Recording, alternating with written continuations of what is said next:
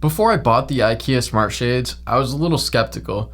IKEA is really known for selling furniture and not tech products. Usually things get messy when non-tech companies try and do software. And to be honest, the price seemed a little too good to be true. It was about half the price of other competitive smart blinds that are also HomeKit compatible. But surprisingly, the IKEA smart shades have been my favorite tech purchase of the entire year. They're pretty awesome and a great way to add blinds to your smart home. So let's go into detail about the installation, the design, the software, and then talk a little bit about the competition. After that, I'll wrap things up by telling you a strange issue that I ran into, and I'll make my final recommendation on which type of person should buy this.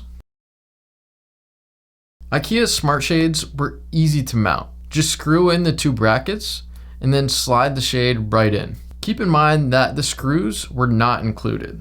It's not a huge deal, but it would have been nice if they at least included screws for wood mounting surfaces, because that's probably the most common. Once the shades are mounted, just slide the battery into the compartment and plug in the signal repeater into an outlet near the shade. The shade, the remote, and the signal repeater all come paired to each other, so once it's mounted and plugged in, there's nothing left for you to do. IKEA rates the battery for 4 to 6 months of use before needing to be charged via the micro USB port. I got exactly 3 months of use out of my battery, but I didn't charge it when taking it out of the box, so that's probably why I was a little bit on the lower side, but I think IKEA's estimation is probably right. And the cool part is that you can view the battery level inside the IKEA app or inside the Apple Home app. The shade can be controlled with 2 buttons on the left side of the shade. The top button moves it up, while the bottom button moves it down. Assuming you want full smart home capability, you'll need to buy the IKEA trade-free bridge and then plug that into your router. Once the bridge is set up and synced, you'll be able to control your blinds with the IKEA app or with any of the other smart home platforms. While the installation and setup was easy without the bridge,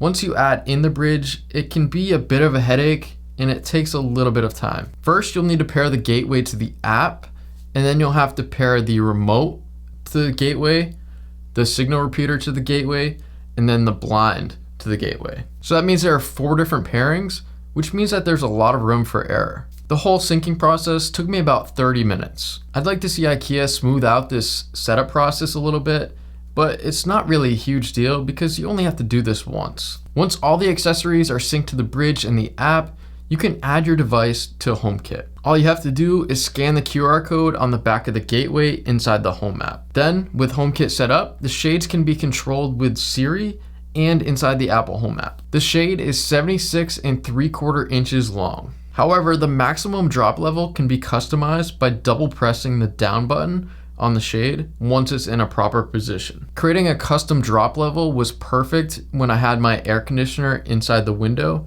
because I obviously didn't want the shade covering the AC. Overall, the quality of these shades exceeded my expectations. The materials feel and look well built relative to the price. The motor doesn't seem like the most powerful, and I'm not sure of its longevity, but it's just powerful enough to get the job done. I actually expected the motor to be way louder than it is. It's actually pretty quiet, and I'll play what it sounds like right here.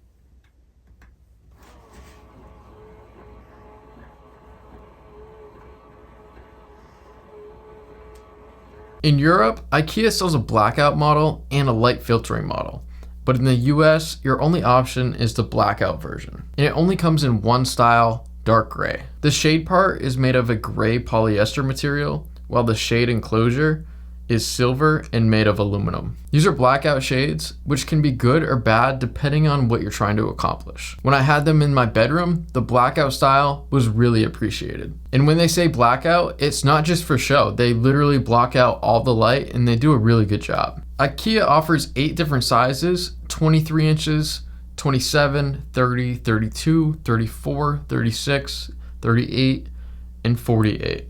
And they all roll down to 76 3/4 inches vertically. And these sizes should work for most windows because you don't have to fit them perfectly, especially if you're putting them on top of the trim. They can be longer than needed for your window. But if you have an unusual window situation, you're probably out of luck with IKEA's lack of customization in only 8 different sizes. In the future, additional colors, different light filtering options, and more sizes would be nice. But for this price, it's tough to complain about the lack of sizes or styles. To get full value out of these shades, you should pair it with the IKEA Bridge for an additional $35 so that it's compatible with your other smart home products. Because the Bridge is just $35 and you're already spending over $100, I think the addition of the Bridge is really a no-brainer. Otherwise, the shade can only be controlled with the physical remote. But if you don't plan on buying the Bridge, you can just skip this software section altogether and go to the next one. So what makes the Bridge so powerful? For starters, you can view the status and control your shade inside the IKEA app, and you don't even have to be at your house to control it. A daily schedule for when the blinds should go up or down can be created too. And these get even more powerful when you add them to your smart home with your other devices. With the Bridge installed, the IKEA smart shades will work with the Google, Alexa, and Siri smart homes. And once they're integrated into your smart home, you can create automations where multiple devices are triggered based on an event or something you say. For example, you could create an automation where your shade will come all the way down, all the lights in your house will turn off as soon as you leave your house, all based on your phone's location. You can do some automations inside the IKEA app, but if you want more control and just something that's easier to use, you'll want to do these inside the Apple Home app. Overall, the IKEA app isn't great. It can be a bit slow, user unfriendly, and some users have reported that the automations don't always run consistently. The good news for iPhone users is that once the shades are installed and synced, you can ditch the IKEA app altogether and just stay exclusively inside the Apple Home app, and your life will be much better. Here are 3 examples of how I've integrated my IKEA shades into my smart home. I'll often ask Siri, set the blinds to 35%, but you can pick any percentage and you can pick any smart assistant and do this exact command. It's just a good way to block out some sun without blocking out all the natural light altogether. The second thing that I did is I actually used my IKEA shades as a subtle alarm clock. I created an automation where my blind would go from closed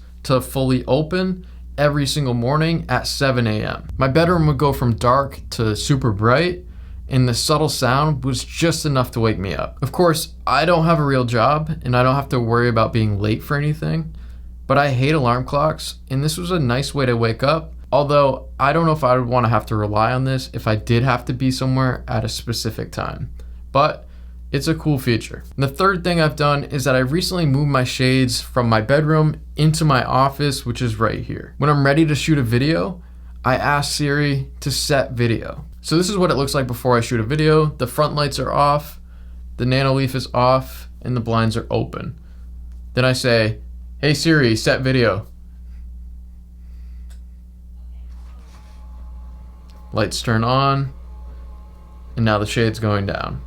Now the window's covered, blocking all the natural light, and there's a nice even light on me. The IKEA smart shades cost around $150, but it'll depend on which size that you buy. If you want it to work with your smart assistants or just your smartphone, you'll need to buy the Bridge for an additional $35. If you go on Amazon, there are a few smart blinds and shades in the same price range as IKEA. I haven't tried them, but they have solid ratings and they're probably a solid option for Android users. But unfortunately, there aren't really any affordable options for HomeKit users, and that's what makes these so special. When you compare the IKEA shades to other HomeKit options, these are just an incredible value. There are 2 other HomeKit options that I know of, but they're on the pricier side. But let's go into them. The Serena shades by Lutron are probably the most popular option. You can choose from roller shades, wood blinds, or a honeycomb design. Just give Lutron a precise measurement of your window and you'll get a custom fit blind in return. These are around $600 and up after you're done customizing, so just imagine how pricey it would be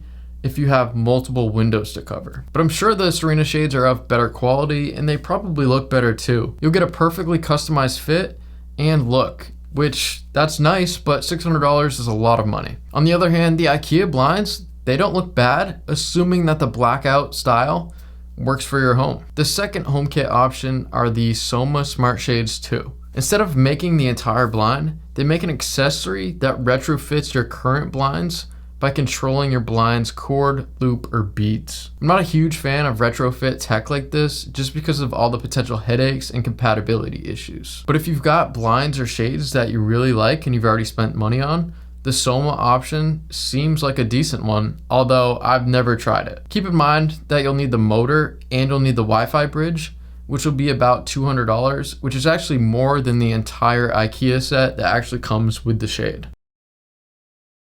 After the less than ideal syncing of the bridge, I had no issues and it was just smooth sailing for multiple months. But I ran into an issue when I had to readjust the drop level after taking out my window AC because I wanted the shade to drop all the way down to the bottom of the window. When I was trying to readjust, I let the shade roll down all the way down to the floor because I was just curious how long it was. Then I let it roll up and got it into position right at the bottom of my windowsill. Once it was at that position, I double pressed the stop button and everything appeared to be good. But later in the day, when I rolled up the shade by initiating it with Siri, it got all tangled. I fixed things by pressing the down button to let it unroll a bit, and then I manually realigned it, and then I pressed the up button and let it re-roll, and everything was good. It's been a month since this happened, and it never happened again. I searched the internet and I couldn't find anybody else who had this issue. Most likely I'm just an idiot and I shouldn't have rolled it all the way down when I was testing it. But either way, this was a one-time thing, and I don't think it's a big deal.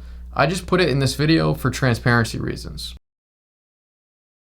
Get the IKEA smart shades if you want to integrate them with your other smart home products, or you just want a blind that goes up and down based on a schedule that you provide. These shades combined with Apple HomeKit are an amazing combination for those who are deeply invested in Apple's ecosystem. The different kinds of automations that you could do are just limitless. Unfortunately, the initial pairing of the bridge with the app and the blinds isn't quite ideal, but this is just a one-time thing and you'll never have to do it again. And the app isn't ideal either, but after the initial pairing, you'll actually never have to touch the IKEA app again, and you can just use your own smart home platform like the Apple Home app. As far as aesthetics, this is just personal preference. It's definitely not the nicest looking, and it's definitely not the best quality, but for $150, it's a great value. So that's all I have for this video, but let me know if you think I missed something, or if you have any other questions that I didn't answer in the video.